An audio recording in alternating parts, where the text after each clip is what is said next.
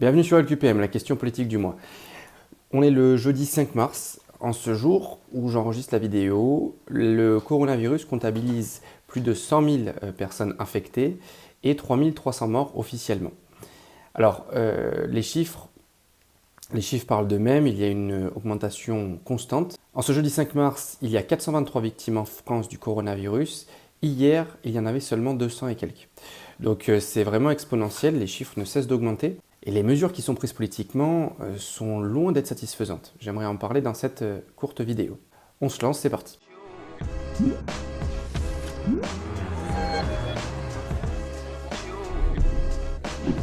Il y a 3 raisons pour lesquelles je suis extrêmement inquiet.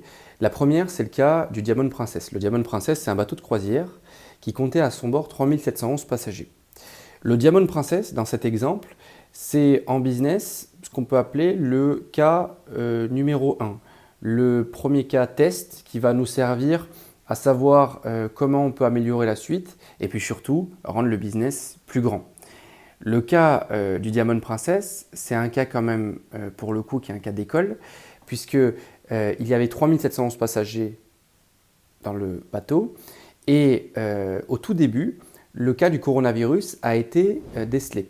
Donc tout le monde était informé, tout le monde a pris les mesures nécessaires, des masques ont été distribués, tout le monde s'est mis dans les chambres pour ne pas être en contact avec les autres passagers. Beaucoup de désinfectants ont été utilisés. Malgré tout ça, au moment du débarquement, après la mise en quarantaine, sur les 3711 passagers, il y en avait 691 qui étaient infectés. 691 qui représente 20%. Donc 20% du total des passagers, on peut me dire c'est pas grand chose, ça va, ils étaient confinés, l'espace était serré. Mais ce qui est très inquiétant, c'est que sur ces 691 infectés, il y en avait 322 qui n'avaient aucun symptôme.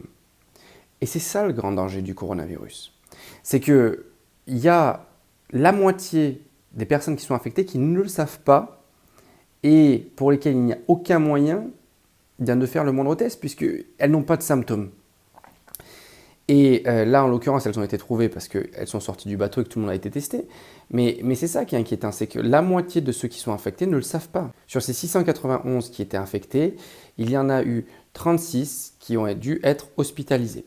Donc 36 sur les 3711 passagers du bateau, ça représente 1% du total. Et le cas de mort sur ces 3711 passagers, il est de 4. D'accord ? Donc 4, ce qui représente 1 sur 1000, 0,1%. Si on prend ce comparatif à un pays, donc la Chine c'est 1,4 milliard d'habitants. Ok, disons que les espaces sont bien plus importants. Malgré tout, dans les villes, ils sont très confinés, ils sont très serrés les uns sur les autres, comme à Paris ou à Lyon, hein, c'est pareil. Bon, c'est quand même des villes beaucoup plus grandes. Dans les métros, tout le monde est serré les uns sur les autres. On ne va pas prendre 20%, on va dire voilà, que c'est 10%.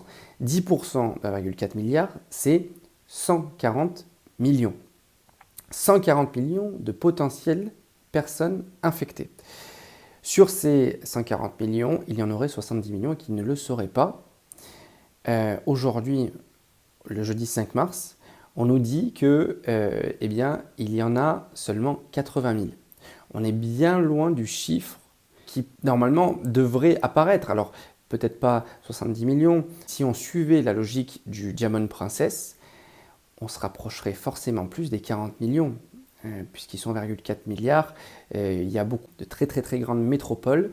Donc, voilà, on se rapproche. Là, on est sur un chiffre ridicule si on met en lumière cet exemple. Voilà, donc c'est ça qui est inquiétant concernant la comparaison entre le Diamond Princess et un pays.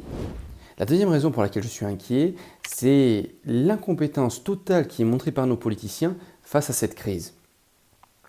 Face à cette crise, il est évident qu'il faut faire en sorte que le virus ne se propage pas et que les masques soient distribués, qu'il y ait un stock qui soit fait.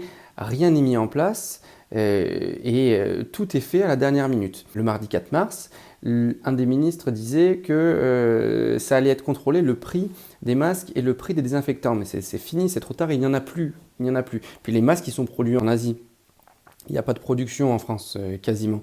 Donc Voilà, c'est à un moment donné, il faut aussi regarder ça et puis anticiper. C'est quand même leur rôle, c'est pour ça qu'ils sont payés plusieurs milliers d'euros par mois. Concernant les rassemblements d'un côté, ils interdisent les marathons, ils interdisent les matchs de handball, mais de l'autre, par contre, PSG Dortmund, la Champions League, ah non, c'est trop important. Le président du Qatar, c'est le copain d'Emmanuel Macron, donc on va faire un effort. Non, c'est pas sérieux, c'est pas sérieux. Et c'est extrêmement inquiétant. C'est inquiétant pour notre démocratie et pour les gens qui sont payés quand même pour, à la base, faire en sorte d'anticiper les problèmes que nous pourrions rencontrer. Là, on voit bien que ce n'est pas le cas. La troisième et dernière raison, enfin, pour laquelle je suis inquiet, ce sont les résultats en bourse. En bourse, ce sont les plus grandes entreprises qui y sont enregistrées et on voit bien qu'il y a une chute qui est massive, qui n'a jamais eu lieu à cause d'un virus auparavant. Pourtant, il y en a eu. Ebola, la crise de la vache folle. Ces crises-là n'ont pas eu, ou presque peu, d'impact sur la bourse. Je vous mettrai toutes les sources en description. Là, c'est absolument catastrophique. Et on peut quand même légitimement se poser la question si ces gens-là qui contrôlent des groupes immenses ne sont pas plus informés que nous, que vous, que moi. Voilà. On peut se poser la question. Et ça aussi, voilà, ça m'inquiète un peu. Merci de m'avoir écouté. À la prochaine vidéo. Bye.